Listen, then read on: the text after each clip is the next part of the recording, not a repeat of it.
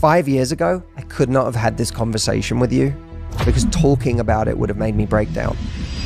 That selection of 5% of men is something that men have noticed, and I noticed, and you noticed back then. And my entire thing was, well, I'm going to take that as a given, and I'm going to ask the question, what do I have to do to be in that 5%?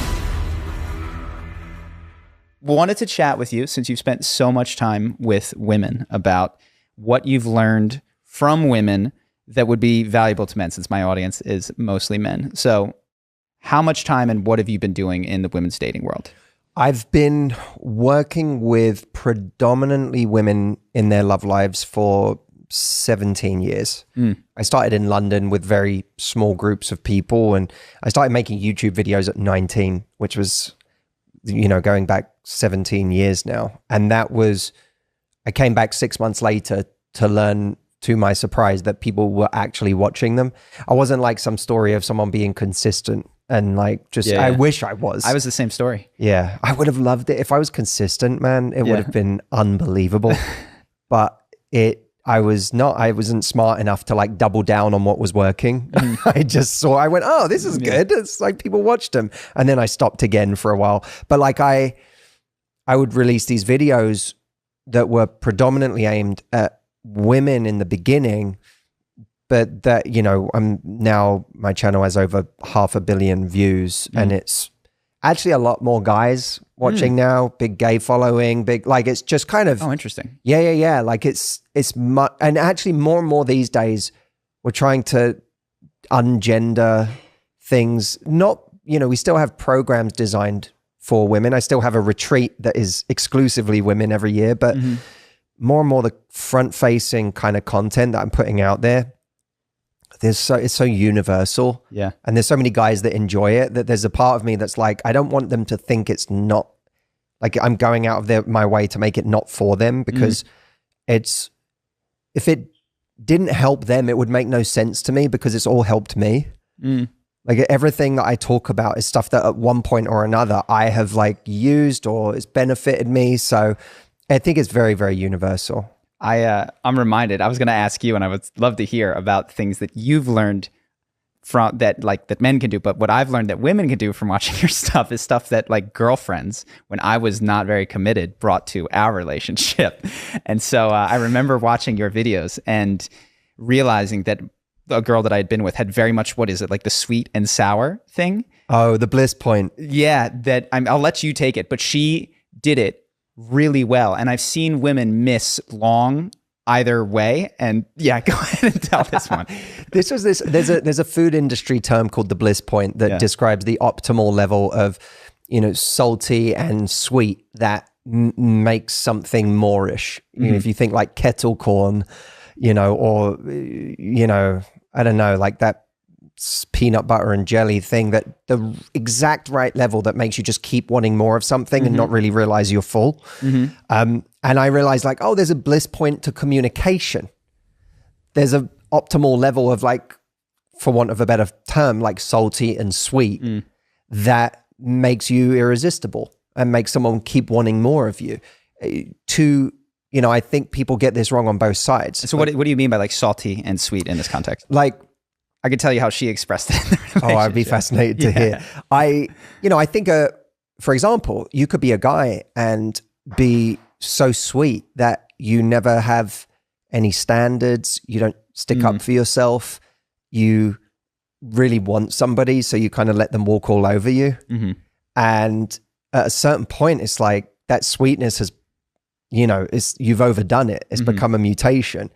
The too salty, and it's like, you know, the person we all know that person who goes into a dating scenario and they're like, this is what I deserve and this is what I want and this is what you have to be for me. And you're like, but you haven't even made the sale yet. Like it's like someone standing outside of a restaurant yelling like, here's how expensive our food is.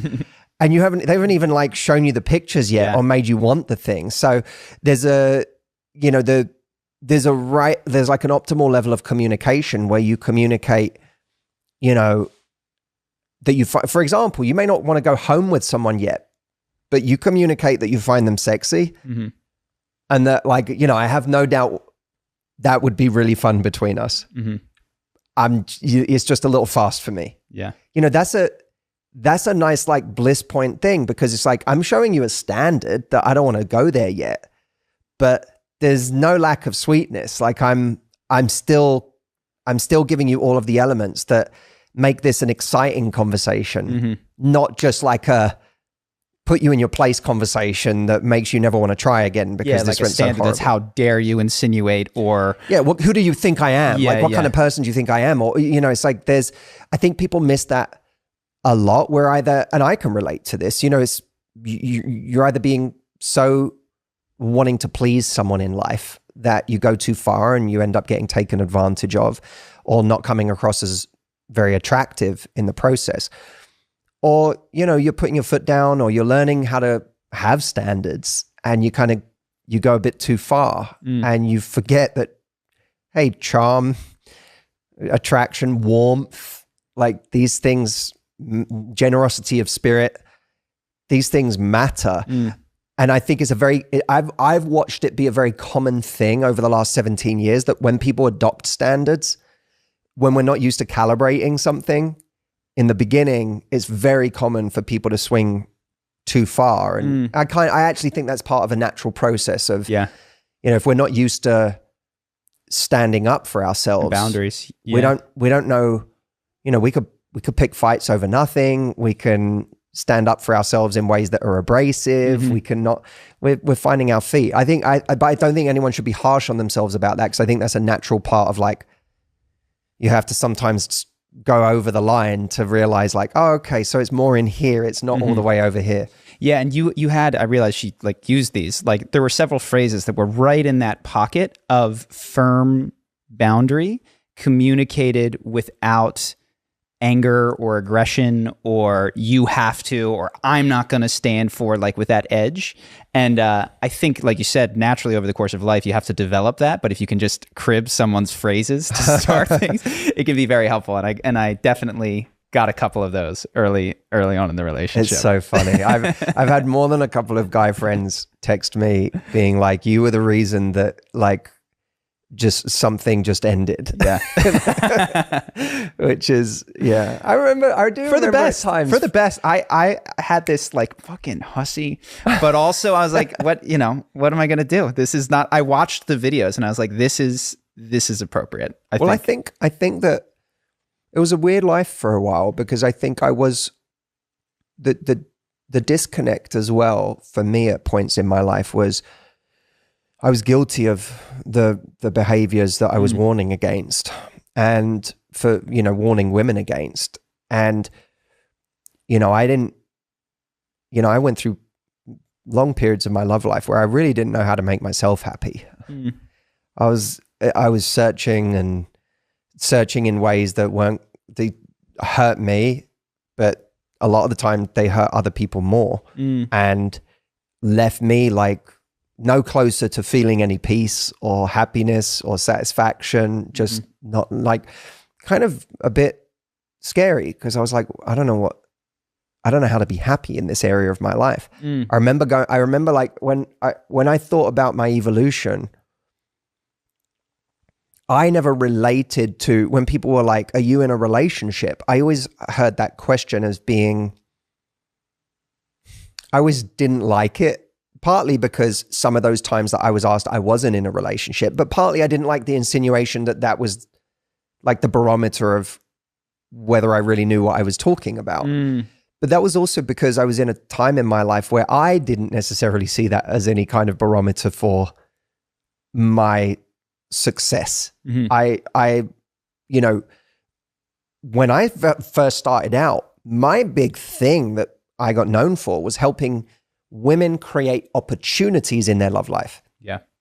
And that was, and so much of the thinking behind that was also personal to me, because I had grown up feeling very shy and introverted and feeling like I was being chosen, but not by the people that I really wanted to go out with, and being too shy and lacking the bravery to speak to the people I really did want to go out with. And I remember my first encounters with women, I found this almost interesting thread of relatability where I was like, oh, in a weird way, so many of the women that I'm hearing from feel like they are getting treated poorly and they want to be treated better and they want to find someone who wants the same things as them. But one of the reasons why they are settling for the wrong behavior and the wrong person is because they're not being proactive about creating options. So if you're in a state of waiting for something to happen and then someone comes over and makes something happen with you, and it's, you know, the majority of the time, the person who does that is going to be the loudest person in the room. They're the person that knows how to do that. It's highly unlikely you're the only person they've done that with this week or this month. It's a pattern for them that they're able to waltz over to someone and do something. Yeah. They're meeting a certain kind of guy and then sticking with that guy because when's the next one going to come along? They don't know. Yeah, well, if like the barrier to entry is this person has to be an initiator in a very like consistent way, there's a survivorship bias of like, well, I'm dating men who are initiators and they operate in their life as initiators. Yeah, and by the way, when you don't necessarily even identify that you're dating an initiator, you just think you're like women would go, I'm just dating a man, and this is what men are like. But that's an interesting bias that I think a lot of women have, that like, you know, oh, if men like you, they'll approach you. But they're talking about the same 5% of guys all the time. Not probably even smaller with new Gen Z online stuff. I bet you it's shrunk from where it was in our day. Yeah, I think that's a really interesting observation because I don't remember it ever being good for me. When I was first dating, it was pre-apps and there wasn't like that real low barrier to entry of like, you could just fire off messages to everybody. You could, if you were on like, you know, a match.com, but that wasn't like a time where a 21-year-old or an 18-year-old would be on match.com. There wasn't an app that you could just do it with. So there was this, I can imagine that it's gotten much, much lower. I actually remember a guy, this was going back like 6 or 7 years now, but I remember a guy I was speaking to in New York once just being like, how on earth, like to him, the idea that you go out and you talk to someone was crazy. He was like, he was like, people are doing that. And he was on the apps, but it was unfathomable to him. The idea of going on a night out and walking over and talking to someone. So yeah, I think that's gotten much, much lower, I'm sure. But even then I was like, oh, women keep meeting the same 5% of guys. They're not meeting, like, I was thinking of myself, I was like, most times in my life, I just hang back. I'm not walking over. And so I'm not the one that so many people are meeting. And that was my experience of so many of my friends and people I knew. And I couldn't relate to being the carefree guy who just ran over to people and started talking to them. Like, that wasn't me at all. So I had to learn for myself that bravery to overcome that deep, what was for me a deep fear of rejection. And then I realized, oh, in a strange way, women are actually going through the exact same thing where they're not creating opportunity for themselves. And so they're left to be chosen instead of doing the choosing. This difference was that I thought it was my problem that I didn't know how to do that. I was this is my job. Yeah. I'm supposed to know how to do this as a guy, and I'm not doing it. That's my deficiency. Whereas the women I was coaching at the time, many of them felt like, no, this is how it's supposed to be. They're supposed to come over to me. I'm supposed to then, you know, like, I'm not supposed to be taking charge. If I did, it would be desperate. It would look wrong. It would be, you know, a sign that I'm not being a woman. I'm not being feminine. So like, there was almost, when I first started with women, there was an extra barrier to get over in helping them realize there were ways that they could do that without feeling like they'd given up any sense of whatever femininity they wanted to hold on to. Yeah, it seems like that selection of 5% of men is something that men have noticed, and I noticed, and you noticed back then. And my entire thing was, well, I'm going to take that as a given, and I'm going to ask the question, what do I have to do to be in that 5%? Which is, I'm going to have to confront my fear of rejection. I'm going to have to get used to going up and talking to women. So I'm curious. I mean, it's almost like you are doing helpful work for men in teaching women to create opportunity and expand it from maybe 5% of men to like, okay, now there's some women that are going out there and creating invitation opportunities. Exactly. Now, instead of, for the men who don't want to wait on you to touch every woman in the world, metaphorically speaking, what advice, if any, do we have? It seems fundamentally important that you do accept that at some level, that's where our culture, and we've been conditioned to a degree, and perhaps there's a biological aspect of it as well, that men do find ways to join that initiating cohort. But I'm curious if you have any other thoughts on that. I think, look, what is hard about initiating is that it often goes wrong, that it can be painful when it goes wrong. Mm-hmm. People can give you strange reactions, and they can give you, extremely cold reactions. And, I always remember, because at the time when I was helping women, I was also coming out of having worked with guys for a couple of years. And so I was well aware of what happens when guys try to initiate, not just for me, but for other guys too. And it can be rough, and it can make you feel like, even if you've got things going, this was the weird thing, is like, you can have things going on in your life. You know that you're a good person. You know that you have a normal, regular life. And then for a moment you feel like you just knocked on a stranger's door in the middle of nowhere and tried to sell them an ironing board. Get them out and they're like, what the fuck are you doing here? Get out of here. Yeah. And it's like, but wait, no, I have a life. And I'm like, I'm all right. Yeah, I'm not usually this awkward. Yeah, exactly. And it's like my most awkward moment probably this month. Exactly. And I think we get disproportionately kind of penalized for our awkwardness in what is an inherently difficult situation, that we're not going over to someone and asking for the time. It's much easier not to be awkward when you're asking for the time. Yeah.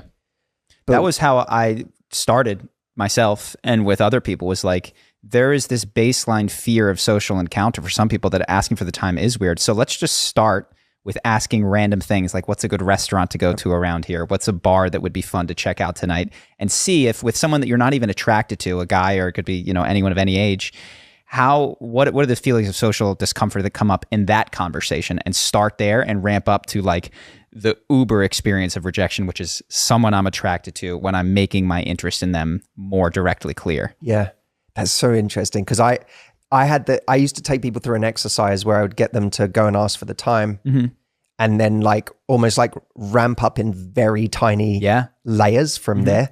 So it'd be like asking for the time, and then giving them a compliment after asking for the time, and then adding one more layer on top of that. And it would be, I would even like, I remember when I first started out, I would sometimes give a guy a mission where I would be like, I would say, no, we're leaving now.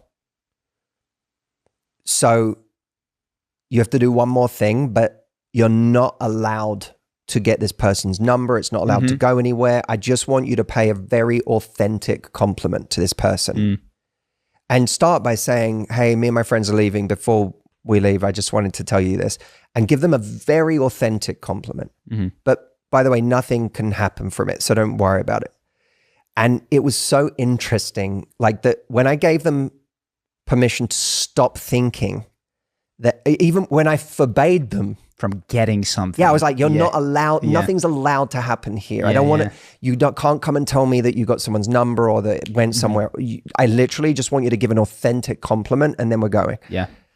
The confidence that people then felt when they were relieved from the pressure of the intention of it was really profound.